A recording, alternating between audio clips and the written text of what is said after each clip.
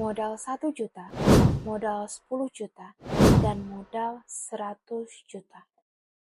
Gue mau jujur dari awal, kalau lu gagal bisnis, itu 90% itu bukan karena modal, tapi karena otak lu itu salah dari awal. Orang Indonesia itu lucu, modal kecil gaya sultan, modal gede itu sok jago. Yang modal 1 juta itu pengen langsung punya brand, punya logo, punya mesin, punya gudang. Yang modal 1 juta itu ngerasa kebal dari bangkrut. Padahal faktanya itu sederhana. Bisnis itu bukan soal duit gede. Bisnis itu soal naruh duit di tempat yang benar. Di video ini, gue bakal bongkar mentah-mentah. Kalau modal lo itu cuma 1 juta, itu jangan mimpi jadi CEO. Kalau modal lo 10 juta, jangan sok pintar. Dan kalau modal lo 100 juta, salah dikit, lo hancur. Dengerin sampai akhir. Karena kalau lu salah nangkep 1 poin aja, bisnis lu jadi bangkai masa. Kita samain otak dulu.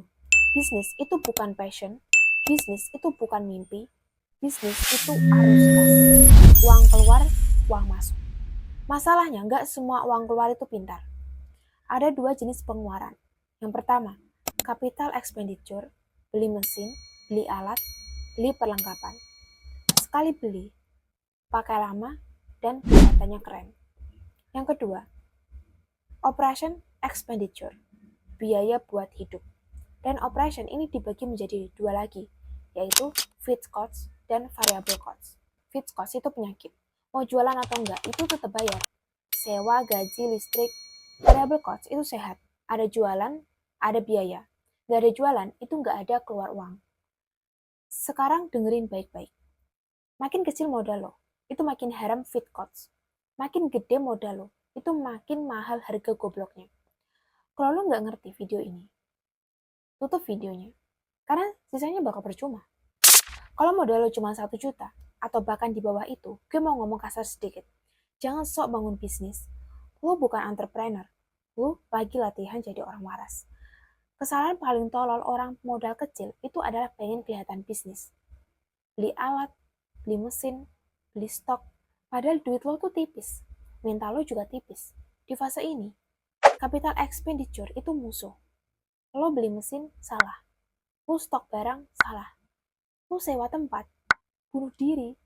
Modal 1 juta, itu cuma boleh dipakai buat satu hal. Penjualan. Bukan logo, bukan kemasan lucu, bukan fit estetik, iklan, promosi, follow up. Kalau lo butuh orang, jangan digaji, pakai komisi, pakai bagi hasil. Kalau nggak ada penjualan, ya nggak ada biaya, dan pahami ini. Di fase ini, lo itu belum punya bisnis. Lo lagi bangun mental, skill, dan naluri. Kalau di fase ini, lo udah pengen gaya, saran gue, kerja aja, jangan bisnis. Modal 10 juta, ini fase bahaya. Karena di titik ini, orang rasa gue udah bisa. Padahal belum ada apa-apa. Di fase ini, boleh mulai punya produksi, buat label, repackaging, produksi kecil. Tapi ada satu aturan sakral. Jangan rakus beli alat. Kalau modal lo 10 juta, capex maksimal itu 30-40%. Kalau lo beli mesin 8 juta, 9 juta, sisanya buat apa? Buat nangis. Yang penting itu di fase ini adalah bukan mesin, tapi humans. Marketing, sales, dan operasional. Dan lo belum sanggup gaji mahal. Jangan sok rapi. Pakai skema gaji kecil, komisi gede. Fixed cost itu boleh ada, tapi dikit. Kalau lo udah mulai gaya, bisnis lo itu mulai sekarang. Modal 100 juta, itu bikin banyak orang mati pelan-pelan. Karena di sini, ego mulai naik, gue udah serius, gue udah proper, gue aman. Padahal salah dikit, ruginya itu puluhan juta. Di fase ini, lo harus ngerti keuangan. Stok nggak boleh numpuk, barang harus muter.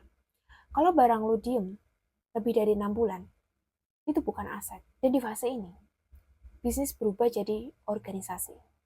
Ada produk, ada marketing, ada operasional.